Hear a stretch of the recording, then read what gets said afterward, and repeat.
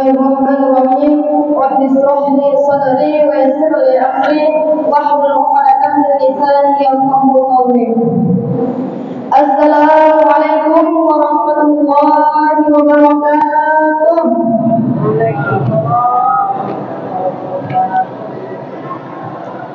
Alhamdulillah, innal hamdalillah wassalatu wassalamu ala rasulillah sayyidina Muhammad ibn Abdullah wa ala alihi wa mawala amma ba'du. Hadirin sidang majelis muslim wa muslimat yang semoga Allah muliakan dunia dan akhirat. Alhamdulillah, dengan izin Allah kita bisa berkumpul di Masjid Raya As-Salam ini. Mudah-mudahan berkumpul di sini bisa menimbulkan amal soleh sehingga kita bisa bertawasul dengan amal soleh tersebut.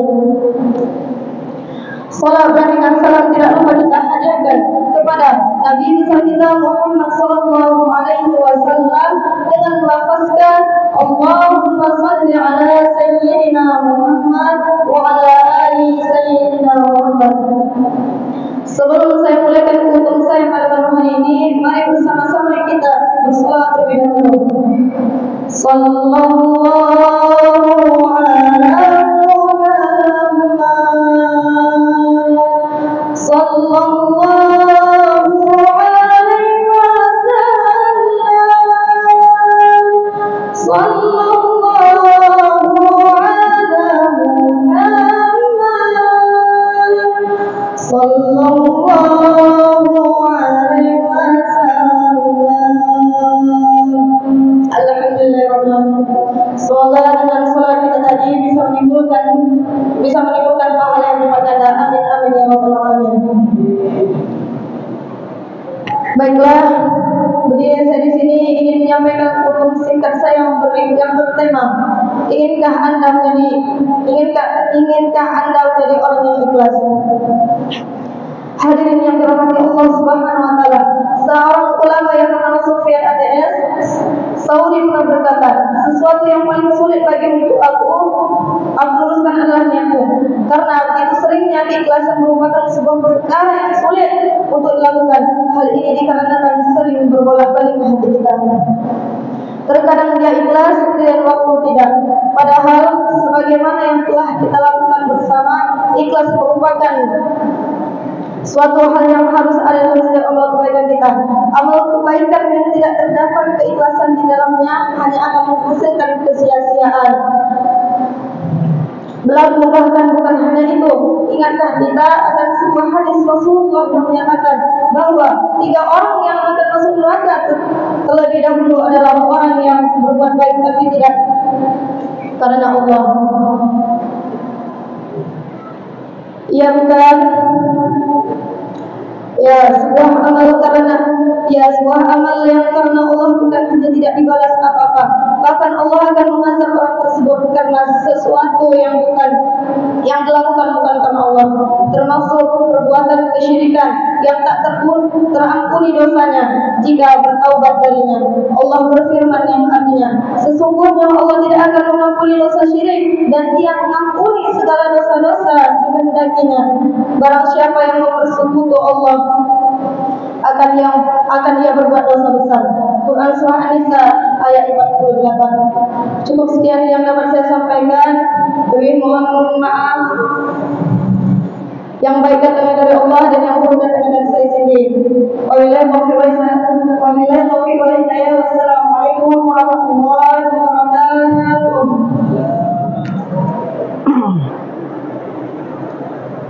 Bismillahirrahmanirrahim. Assalamualaikum warahmatullahi wabarakatuh.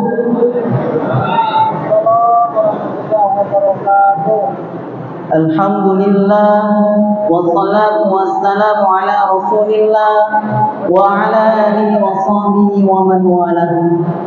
Ashhadu an la ilaha illallah wahdahu la syarika lah wa ashhadu anna Muhammadan 'abduhu wa rasuluh. Allahumma shalli ala sayyidina Muhammad wa ala ali sayyidina Muhammad. Yang pertama-tama yang sama-sama kami hormati Bapak Pengurus Masjid As-Salam beserta jajarannya, yang sama-sama kami hormati para alim ulama, ini mama jadi pandai, yang sama-sama kami hormati bapak-bapak, ibu-ibu yang sudah hadir bersama untuk melaksanakan ibadah salat tarawih berjamaah. Pun yang sama-sama kami hormati para pemuda dan pemudi yang hadir di dalam masjid ini, dan yang sama-sama kami banggakan anak-anak kami yang datang pada hari ini. Bermohon kita kepada Allah, mudah-mudahan kita menjadi hamba Allah yang ditunjuk untuk mendiami surganya Allah. Amin ya rabbal alamin. Alhamdulillah, bersyukur kita kepada Allah Subhanahu wa taala atas nikmat yang masih Allah berikan kepada kita sehingga kita dapat berkumpul bersama melaksanakan ibadah salat Isya berjamaah, dilanjutkan dengan mendengarkan kajian ceramah, kemudian nantinya akan dilanjutkan dengan ibadah salat tarawih serta zikir. Bermohon kita kepada Allah, mudah-mudahan kita menjadi hamba ya Allah yang pandai dalam bersyukur. Amin ya rabbal alamin. Salawat dan salam buat junjungan kita Nabi Muhammad sallallahu alaihi wasallam. Allahumma salli ala sayyidina Muhammad wa ala ali sayyidina Muhammad. Boleh berdiri Pak? Kalau nggak berdiri rasanya kurang asik gitu. Baik Bapak Ibu yang dimuliakan oleh Allah Subhanahu wa taala, mengawali kajian ceramah kita pada malam hari ini, kita buka dengan salah satu ayat yang di dalam Quran surah Al-Baqarah ayat 183. Ayat ini sudah menjadi ayat yang paling familiar bagi kita, karena setiap tahunnya imam pasti akan baca ayat ini. Nah, apa bunyinya? Bismillahirrahmanirrahim. Ya ayyuhalladzina amanu. Dimulai dengan kalimat ya ayyuhalladzina amanu. Hei orang-orang yang beriman, kata Allah. Mau yang imannya kelas bawah, yang cuman beriman hanya mengucapkan kalimat syahadat doang, sholat kagak, puasa kagak, tapi dia masih beriman kepada Allah, tetap Allah memanggil. Kemudian yang imannya kelas menengah dan juga kelas atas, semua dipanggil ya ayyuhalladzina amanu. Kenapa Allah memanggil kira-kira? Pak, kenapa Allah kira-kira itu memanggil kita? Tahu Bu, kenapa Bu? Tahu sebenarnya, tapi malas untuk ngomong. Dilanjutkan ayat selanjutnya. Kutiba alaikumusiyam. Kutiba alaikumusiyam. Diwajibkan atas kamu berpuasa di bulan Ramadan yang sedang kita lakukan pada saat sekarang ini. Kama kutiba alal ladzina min qablikum, sebagaimana yang telah diwajibkan atas umat-umat sebelum kamu. Jadi bukan cuma kita saja yang disuruh berpuasa. Umat Nabi Isa pun disuruh berpuasa. Umat Nabi Daud disuruh berpuasa. Umat Nabi Musa disuruh berpuasa. Umat Nabi Ibrahim sampai Adam disuruh berpuasa. Kenapa kita diwajibkan oleh Allah untuk berpuasa? Ini yang menjadi tanda tanya besar. Kenapa puasa itu wajib bagi kita? Ditutup dengan kalimat la'allakum. La'allakum supaya kamu menjadi hambanya yang bertakwa.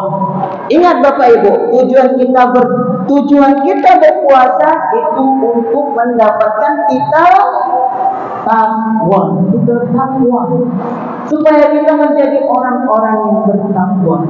Nah, Bapak Ibu yang dimuliakan oleh Allah, ketika ayat ini turun, Allah Nabi Muhammad mengumpulkan sahabatnya, ngomong sama sahabatnya, ini bahwasanya perintah puasa udah turun. Lalu Nabi Muhammad memberikan keutamaan dari bulan Ramadan itu tersebut. Keutamaan dari bulan Ramadan. Kita tahu tujuan dari berpuasa untuk menjadi orang yang bertakwa. Tapi kalau kita tidak tahu bagaimana keutamaan, kalau kita tidak tahu bagaimana keistimewaan dan juga kemuliaan dari bulan Ramadan, kurang semangat kita untuk melaksanakan ibadah di bulan Ramadan. Maka dari itu di kesempatan yang singkat ini kita berikan 4 keistimewaan, 4 kemuliaan dari bulan suci Ramadan tersebut. Yang pertama, bulan suci Ramadan, siapa yang benar puasanya di bulan suci Ramadan, maka yang pertama Allah akan memberikan ampunan kepada orang-orang yang berpuasa di bulan suci Ramadan. Apa dalilnya? Kata Nabi, "Man shoma Ramadhana", siapa yang berpuasa di bulan Ramadan pada siang hari, imanan wa ihtisaban, dengan penuh keimanan dan juga mengharapkan pahala di sisi Allah, ghufira lahu ma taqaddama min dzambi, maka Allah akan hapus dosa-dosanya yang telah lalu. Itu dia kemuliaan yang pertama. Gak ada di bulan yang lain seperti ini. Hanya ada di bulan Ramadan. Siapa yang menunaikan siangnya puasa di bulan Ramadan, maka Allah langsung menghapus dosa-dosanya yang telah lalu. Tapi yang benar puasanya, bukannya asal-asal saja, bukannya sekedar ikut-ikutan saja, tidak. Yang benar puasanya. Maka nanti di akhir ada kita kasih keutamaan dari amalan yang utama di bulan Ramadan. Nah itu siangnya. Ternyata malamnya pun ada. Kata Nabi, "Man qoma Ramadhana", siapa yang qiyamul lail, siapa yang melaksanakan ibadah di malam hari di bulan Ramadan, imanan wa ihtisaban, dengan penuh keimanan dan juga mengharapkan pahala di hadapan Allah, ghufira lahu ma taqaddama min dzambi, maka Allah akan mengampunkan dosanya yang telah lalu. Jadi Bapak Ibu, Ramadan ini sebenarnya bukan cuma siang saja kita melaksanakan ibadah puasa. Bukan hanya siang saja kita melaksanakan ibadah, malamnya pun kita dituntut untuk beribadah kepada Allah Subhanahu wa Ta'ala. Kalau cuma kita siangnya saja berpuasa, tapi malamnya tidak melaksanakan ibadah, tidak mau qiyamul lail, tidak mau membaca Quran, tidak mau tahajud dan lain sebagainya, kurang sempurna. Puasanya sah, tapi kurang sempurna. Maka kalau kita mau sempurna, kita laksanakan pagi, kita laksanakan siang dan malam. Yang kedua, kemuliaan yang kedua di bulan Ramadan adalah pelipat gandaan pahala yang Allah berikan kepada kita. Pahala dilipat gandakan oleh Allah, dan ini pahalanya bukan terhitung. Allah ngasih pahalanya bukan dilipat gandakan menjadi 700, 800, enggak, tapi tanpa batas. Allah yang ngasih sendiri, suka-suka Allah yang ngasih kepada ini. Si fulan ini dikasih segini, si fulan ini beribadah dikasih segini, tanpa batas. Artinya nggak ada batasannya. Kalau ibadah sehari-hari kita di luar bulan Ramadan, setiap kebaikan itu maka akan Allah kasih satu kebaikan, dia dilipat gandakan menjadi 10. Itu kalau di luar bulan Ramadan. Tapi kalau di bulan Ramadan itu tanpa batas, nggak ada batasannya. Nah, udah dua keutamaan dari bulan suci Ramadan. Yang dua ini pikir-pikirlah Bapak Ibu. Jangan kita santai-santai di bulan Ramadan. Jangan kita anggap sepele. Jangan hanya sekedar Ramadan saja. Tiap tahun berlalu begitu saja, jangan. Bulan inilah kita meningkatkan keimanan dan ketakwaan kita kepada Allah. Lalu yang ketiga, kemuliaan yang ketiga, di bulan Ramadan ini nanti akan mempermudah untuk pengabulan doa. Mempermudah pengabulan doa. Karena ayat tentang doa itu diturunkan serentetan dengan ayat tentang bulan Ramadan. Quran surah Al-Baqarah ayat 183 sampai 185 itu tentang Ramadan. Kemudian di 186-nya itu tentang doa. Orang yang berdoa kepada Allah, maka sungguh pasti akan Allah kabulkan doanya. Lebih-lebih di bulan Ramadan. Dan kemuliaan yang keempat, orang yang berpuasa di bulan Ramadan. Kemuliaan yang keempat tentang bulan Ramadan ini adalah puasanya seseorang di bulan Ramadan itu menjadi benteng, menjadi perisai, sehingga dia dijauhkan dari setan. Maka nggak ada ketika orang puasa dianya mau untuk menggunjing. Maka nggak ada kalau orang yang berpuasa ketika marah diikutinya marahnya. Semarah-marahnya orang ketika bulan puasa, stop dia marahnya. Bisa stop marahnya, nanti dulu lah katanya. Lagi puasa. Karena dia tahu kalau dianya nanti marah-marah ketika di bulan Ramadan, pahala puasanya berkurang. Itulah hebatnya Ramadan itu. Dibentenginya kita dari perbuatan maksiat, dibentenginya kita dari godaan setan. Bukan berarti setan itu tidak menggoda kita. Kita digoda setan, tapi ada celah, ada benteng yang Allah berikan sehingga kita tergoda, sehingga kita tidak tergoda. Ustaz, lalu bagaimana ada orang yang bulan Ramadan masih maling kotak infak? Jangan salahkan puasanya. Salahkan orang yang berpuasa itu berarti tidak benar-benar dia puasa, hanya asal-asalan saja. Itulah 4 kemuliaan orang-orang, 4 kemuliaan bulan suci Ramadan. Bapak Ibu yang dimuliakan oleh Allah Subhanahu wa taala. Lalu tadi ayatnya, ya ayyuhalladzina amanu kutiba alaikumusiyam kama kutiba alal ladzina min qablikum la'allakum tattaqun. Bagaimana cara kita mendapatkan level takwa tadi, mendapatkan titel takwa tadi? Ternyata nggak cuma sekedar puasa saja, Bapak Ibu. Untuk mendapatkan kemuliaan di bulan Ramadan tadi nggak sekedar cuma puasa saja, tidak. Harus ada usaha semaksimal mungkin, ada ikhtiar semaksimal mungkin. Sehingga dengan ikhtiar yang sungguh-sungguh itu, barulah nanti orang yang tersebut yang akan mendapatkan titel takwa. Bagaimana caranya supaya kita mendapatkan titel takwa? Ada 3 amalan utama yang wajib kita kerjakan. Yang pertama adalah meningkatkan ibadah sholat. Bukan rokaatnya ditambah, yang tadinya sholat fardu 17 rokaat jadi 25 rokaat, bukan.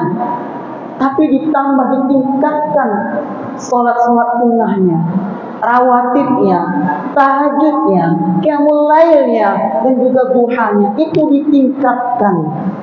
Yang tadinya nggak sholat sunnah jadi sholat sunnah. Lalu yang kedua apa amalan utama? Yang kedua yaitu adalah membaca Al-Quran, mempelajari Al-Quran. Ustaz, bagaimana kalau kita nggak bisa baca Quran? Belajar. Orang yang baca Quran dengan lancar itu Allah kasih 3 kebaikan. Dan 3 kebaikan itu dilipat gandakan menjadi 10. Dilipat gandakan 10 menjadi 30. Alif lam mim. Bukan 1 huruf. 3 huruf. Alif 1 huruf, lam 1 huruf, mim 1 huruf. Kita membaca di hari biasa alif lam mim, 30 kebaikan Allah kasih. Sayang enggak tuh Allah sama kita? Itu kalau orang yang lancar. Orang yang tidak lancar atau orang yang terbata-bata ketika membaca Quran. Allah kasih 2 kebaikan. Setiap kebaikannya itu dilipat gandakan menjadi 10. 1 huruf 20, 3 huruf 60. Masih nggak mau juga kita baca Quran, Bapak Ibu? Masih nggak mau juga kita mempelajari Al-Quran? Mau bagaimana lagi? Allah mengasih motivasi kepada kita. Apalagi ini bulan Ramadan. Bulan Ramadan bukan 30 lagi, bukan 10 lagi, dilipat gandakan tak terbatas. Dan yang terakhir, amalan utama itu berinfak, sedekah. Itu makanya Ustaz Udin kemarin bilang, para suami menambah apa Pak Udin? Biaya bulanan. Biaya bulanan yang 1 juta dari 2 juta. Bukan untuk apa-apa, untuk meningkatkan sedekah, meningkatkan infak.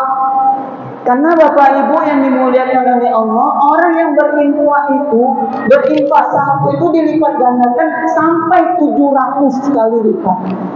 Itu di hari biasa. Kalau di bulan Ramadan itu tak terbatas. Tak terbatas. Maka dari itu perbanyaklah sedekah, berinfak di bulan Ramadan supaya kita banyak bekal untuk di akhirat, Bapak Ibu yang dimuliakan oleh Allah. Inilah 4 kemuliaan bulan Ramadan dan 3 amalan utama yang harus kita kerjakan. Nggak banyak-banyak, 3 cuma. Ini udah kita kerjakan konsisten selama 1 bulan, insya Allah kita mendapatkan ampunan dari Allah dan mendapatkan titel takwa. Hanya ini yang dapat kami sampaikan. Kurang dan lebih mohon maaf apabila ada kata-kata yang salah datangnya dari saya pribadi dan kata-kata yang benar datangnya dari Allah. Wabillahi taufiq wal hidayah. Assalamualaikum warahmatullahi wabarakatuh.